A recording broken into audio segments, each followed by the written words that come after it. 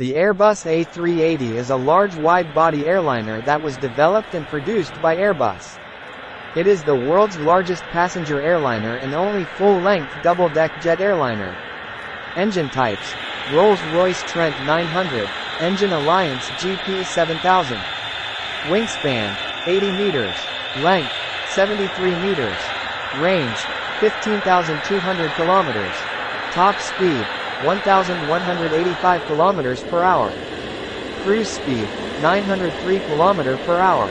First flight: April 27, 2005. Now you are watching the Qatar Airways Airbus A380 take off.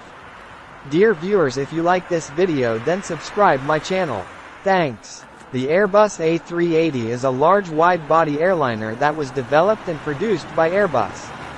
It is the world's largest passenger airliner and only full-length double-deck jet airliner.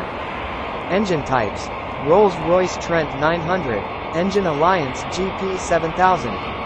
Wingspan: 80 meters. Length: 73 meters.